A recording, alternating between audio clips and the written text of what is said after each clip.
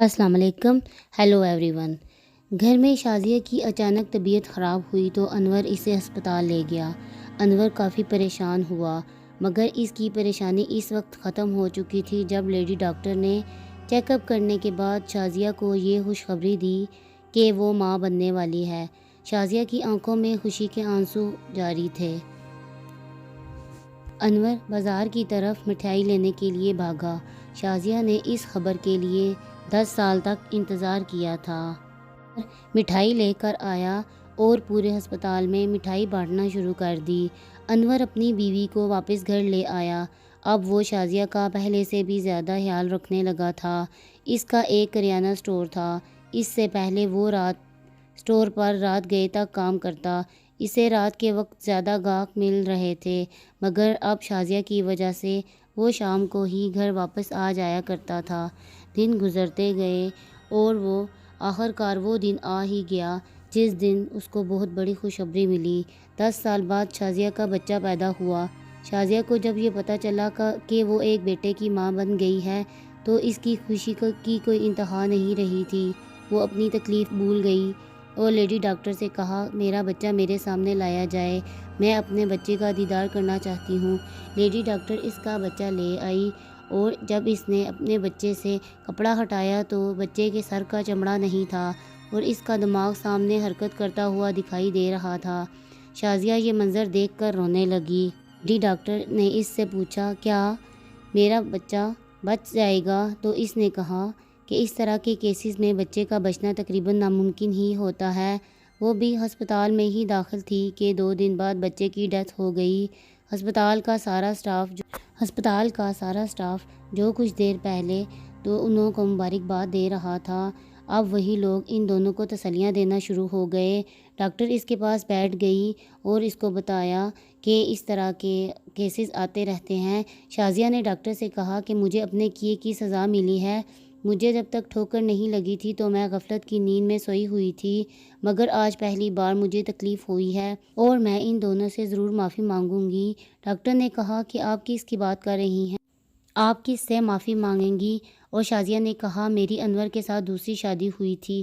انور کی پہلی بیوی کا انتقال ہو چکا تھا اور اس میں سے اس کی 2 بیٹیاں تھیں کی عمر 6 سال اور دوسری کی عمر 8 سال تھی.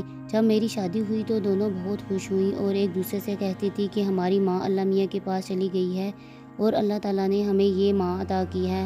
انور کو بیٹے کی بہت خواہش تھی اس لیے اس نے میرے ساتھ شادی کی تھی. شروع میں تو وہ ان دونوں کو برداشت کرتی رہی مگر کچھ عرصہ بعد وہ مجھے زہر لگنے لگی تھی. میرے بہت قریب آ چکی تھی کیونکہ وہ کافی عرصہ اپنی ماں کی محبت سے محروم رہی تھی. میں نے دل میں یہ فیصلہ کر لیا تھا کہ ان دونوں کو اپنے سے دور کر دوں گی. میں نے اپنا سوتیلا پن دکھانا شروع کر دیا. انور کی بغیر موجودگی میں ان پر ظلم کے پہاڑ گرانا شروع کر دیے اور اتنا ظلم کیا کہ جو شاید ان کی اوقات سے بھی زیادہ تھا. اور صرف یہی نہیں جب انور گھر آتا تو میں الٹا ان کی شکایت انور کے سامنے کر دیتی تھی. وہ بیچاری ڈری اور سہمی ہوئی خاموش رہتی تھی اور اپنے باپ کو کچھ نہیں کہتی تھی. وہ بہت چھوٹی تھی اس لیے وہ اپنے باپ کے سامنے میری شکایت نہیں کر سکتی تھی. انور صبح ہی دکان پر چلا جاتا تو میں ان کو اپنی مرضی کا ناشتہ دے دیتی. ابھی وہ کھانا کھا ہی رہی ہوتی تھی کہ کھانا ان کے سامنے سے اٹھا لیتی تھی. ایک دن وہ بیچاریاں بھوک سے نڈال ہو کر کچن میں کھانا تلاش کرنے لگی تو میں گرم سیخ سے ان کے ہاتھ جلا دیے. ظلم کا یہ سلسلہ کافی عرصہ جاری رہا. ایک دفعہ میں نے ان کو رسی سے باندھ کر چھت سے الٹا لٹکایا ہوا تھا کہ اچانک ان کی خالہ گھر میں داخل ہوئیں اور سب کچھ اپنی آنکھوں سے دیکھ لیا. وہ مجھ سے جھگڑنے لگی اور کہنے لگی کہ تم انسان نہیں ایک ڈائن ہو. ہمارا جھگڑا ابھی جاری ہی تھا کہ انور گھر میں داخل ہوا. اس نے انور کو سب کچھ بتایا مگر اسے مجھ پر بھروسہ تھا. اس کی خالہ ان دونوں کو اپنے ساتھ لے کر چلی گئیں. میرے کہنے پر انور بھی اس بات پر رضامند ہو گیا تھا. ان دونوں کے جانے کے بعد گھر میں مجھے ہر وقت ان کی چیخیں سنائی دیا کرتی تھیں.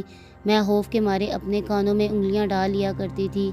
گھر میں بہت ویرانہ ہو چکا تھا اور مجھے اس ویرانے سے ڈر لگنے لگا تھا. میری بہت خواہش تھی کہ اللہ تعالیٰ میری گود ہری کر دے تاکہ مجھے اس ویرانی سے نجات مل جائے. مگر 8 سال بیت گئے اور اس کے بعد جا کر مجھے اولاد کی خوشخبری ملی تھی. مگر میرا بیٹا 2 دن ہی بعد ہی اس دنیا سے چل بسا. اس نے انور سے کہا کہ میں اسپتال سے سیدھا ان دونوں بچیوں کے پاس جاؤں گی. انور اسے ان کے خالہ کے گھر لے گیا۔ شازیہ جاتے ہی ان کے پیروں میں گر گئی اور رو رو کر ان سے معافی مانگنے لگی۔ شازیہ نے کہا کہ میرے ساتھ دوبارہ میرے گھر چلو۔ لڑکیوں نے کہا ہم نے آپ کو معاف کر دیا مگر ہم اپنی خالہ کے پاس ہی رہیں گے۔ شازیہ ابھی گھر میں اکیلی رہتی تھی، اس لیے اب اس گھر کی ویرانی سے خوف آتا تھا۔ مکافات عمل ہے یہ دنیا، اگر آپ اس دنیا میں کسی کو تکلیف دے رکھیں گے تو ایک دن وہی تکلیف آپ کو بھی سہنی پڑے گی۔ بہتر یہی ہے کہ اس 4 دن کی زندگی میں لوگوں کی خوشیاں بانٹنے کی کوشش کی جائے اور اپنی زبان اور عمل سے کسی کو بھی تکلیف نہ دی جائے۔ ویڈیو پسند آئے تو میری ویڈیو کو لائک، شیئر اور سبسکرائب ضرور کر دیں میرے چینل کو۔ تب تک کے لیے ملتے ہیں اگلی ویڈیو میں۔ اوکے، اللہ حافظ۔